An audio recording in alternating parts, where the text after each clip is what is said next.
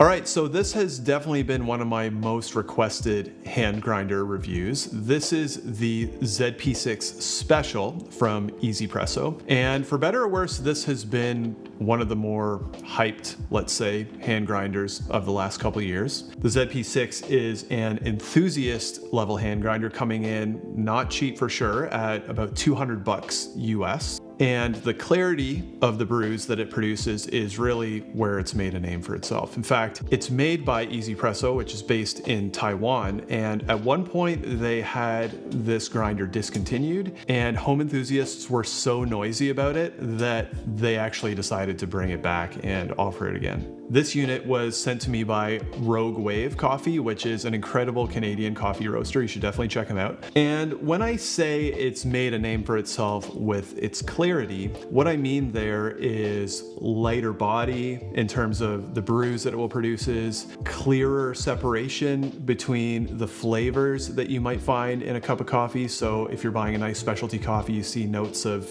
you know, whatever, blueberries, strawberry, stone fruit, grapefruit on there. It will kind of separate those out and make for a very clear tasting experience. And as soon as you go researching this grinder online, you're gonna see one other grinder mentioned a lot. And that grinder is this one, the Fiorenzato Pietro grinder with the Pro Brewing Burrs. This is also a very clear grinder, completely different approach, but with the same goal, a lot of clarity in the cup. And I am going to give you my take on this grinder a little bit later in the video, but first we're going to take a quick look at the ZP6. It is almost completely made out of aluminum. It's got this grippy thing on the outside here. All the internal parts are metal. Some of those internal parts are stainless. The handle up here has a knob that's made out of wood, and the only plastic part on the grinder is this little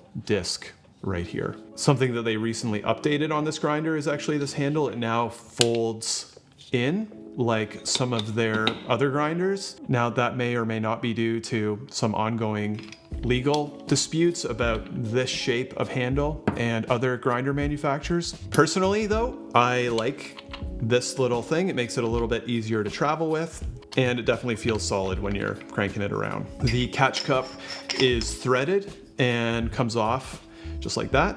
And it also comes with a really nice little cleaning brush. Operation of the grinder is super simple.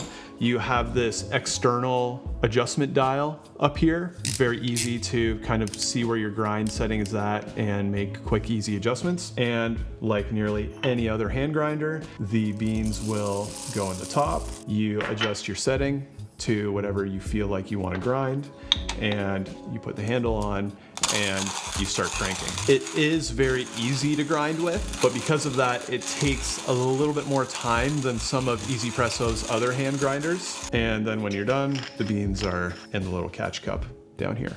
Taking the grinder apart to calibrate and clean it is pretty simple. You take the handle off, you provide a little bit of pressure on the burr down here, push the axle up, then you unscrew this little calibration washer on here. You tip out and a little bearing plate and the bearing itself will come out, and then you just slide the axle out. And on the axle will be this lower washer for the lower bearing and a spring on here.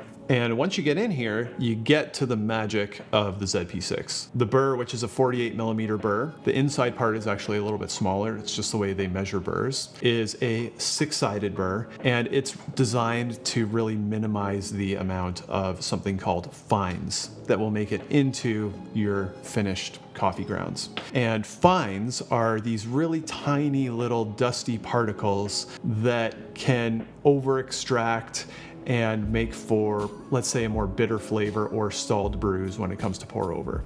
They can actually be desirable in a lot of cases when it comes to espresso, and this grinder is actually not capable of producing espresso. In pour over, however, low fines are generally considered to be a good thing when it comes to grinders, and that is how this grinder delivers the high levels of clarity that it does. The brews tend to be a lot crisper, clearer, and higher in flavor separation than almost any other hand grinder that I've used, which most of the time is a good thing, but not always a good thing. Now, a couple things that I like about the construction of this grinder, in addition to it being all metal, which is fantastic, it really is designed to maintain good alignment. And a couple of the ways that they do that are with a 3 bearing setup in here. So you have 3 bearings holding this central axle in place. Also, this burr is designed to be more or less permanently fixed to this axle. It doesn't come on and off, so it's not going to move around too much.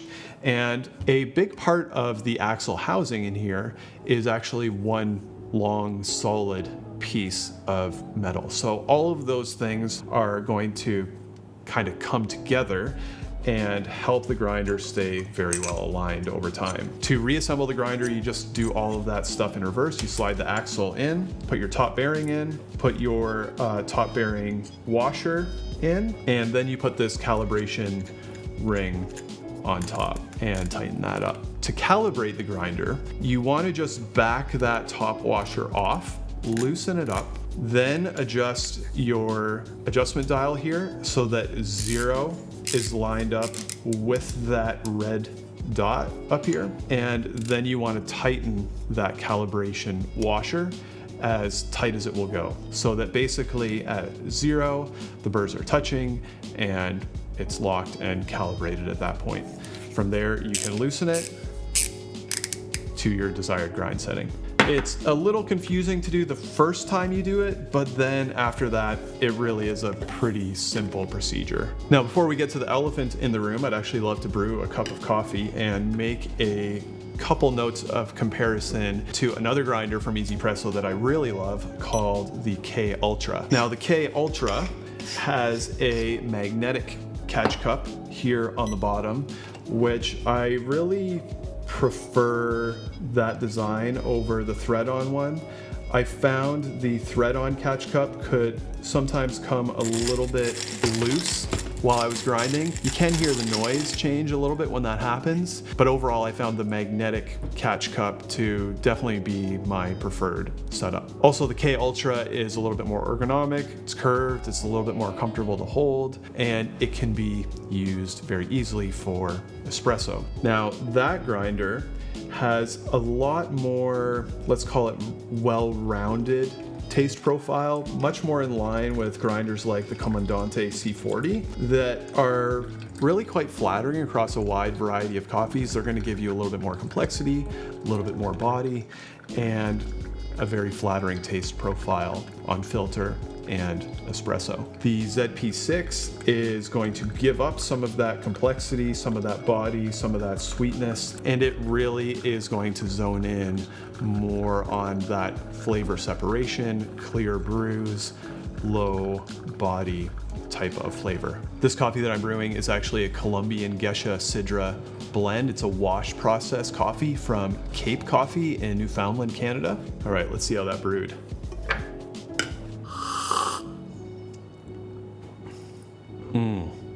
Definitely very clear, low body. I find Sidras have this very interesting quality to them. In this coffee, it's presenting almost like ginger, or like if you've ever had dehydrated ginger, where it's like still kind of gummy, like on a charcuterie board or anything like that. A peach, stone fruit. It's really taking those layers of flavor and kind of pulling them apart so that you are really getting each one kind of strongly represented. Let's give it the Sarah test, shall we? Hey Sarah, I'm ready for you. You ready for this? I don't know. Let's see what tasting notes you get. Okay. If you don't get any, that's fine. Okay. Thoughts? What do you think? That's actually really nice. Yeah? It's surprising. Keeps going a little. Yeah. When I smell it, I picture red Jell-O. Interesting. Hold on. I want to try it again now. It's sort of like gingery, but that doesn't... Interesting, because that doesn't go with how it smells to me. I know. I really like it. I'm surprised because I didn't think you would. But I don't usually like ginger, strong ginger. Like I wouldn't have said this really taste like ginger. Yeah. There's like there's a fruitiness to it that Yeah. I like. It presents to me more like stone fruit, peach, Yeah, I could see or that. Peach. mango, I could or see peach. Think of red Jello when you smell it. oh yeah, I see where you're coming from on that. Okay, thank But you. ginger was not the first thing that. No, it kind of slides in the back. Yeah. Yeah. Anyway, thank you. That was helpful.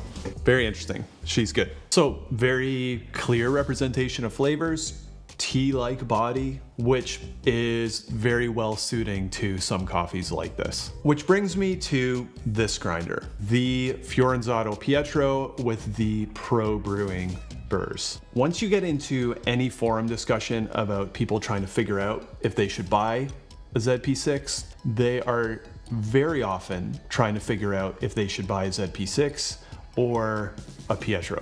Which one is better?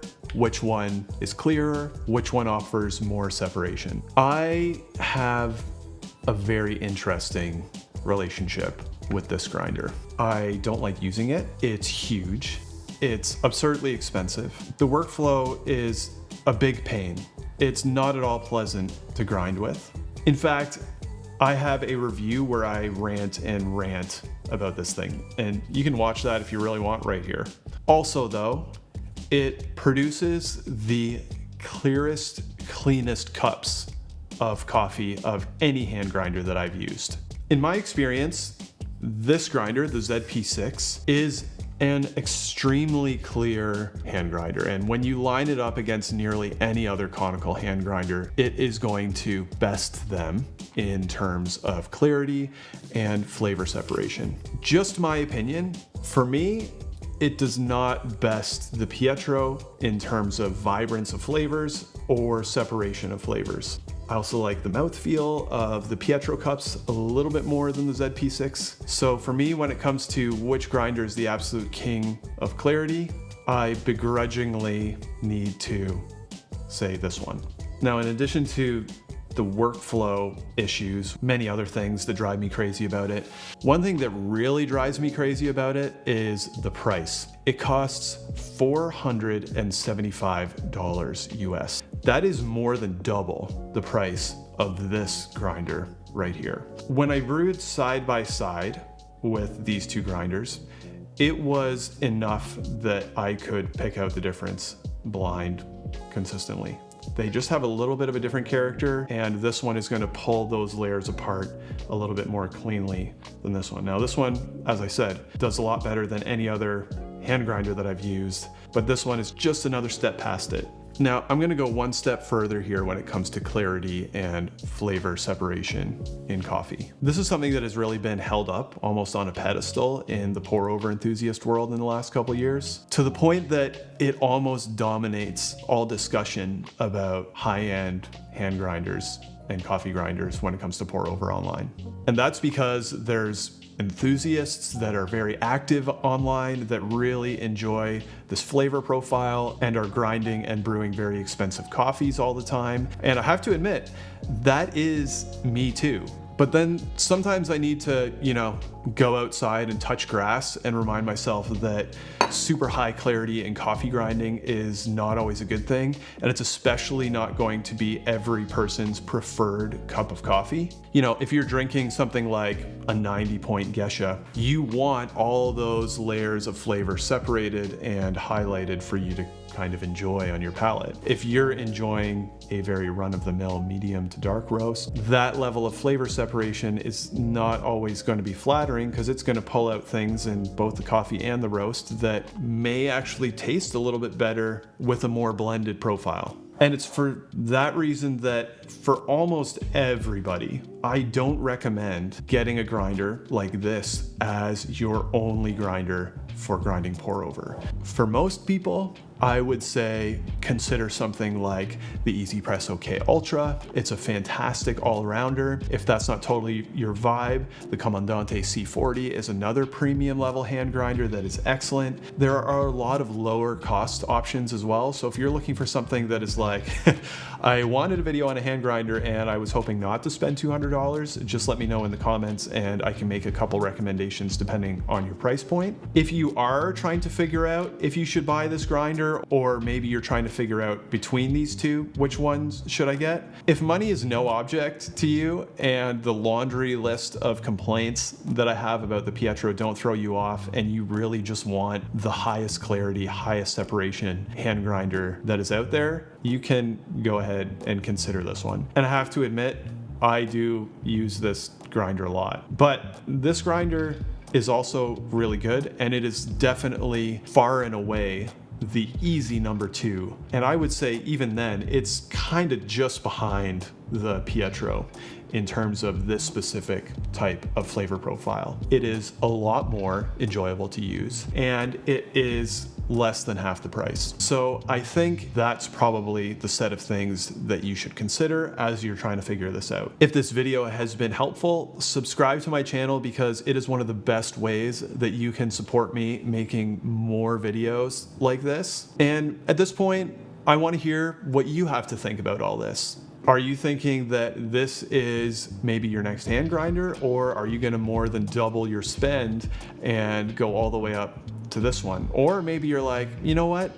After hearing him talk, maybe I want to go for a hand grinder that's going to give a little bit more complexity, more body, more sweetness, and maybe isn't one of these hyper clear hand grinders. I would love to hear your thoughts in the comments. I hope your next cup of coffee is fantastic, and we'll see you next time.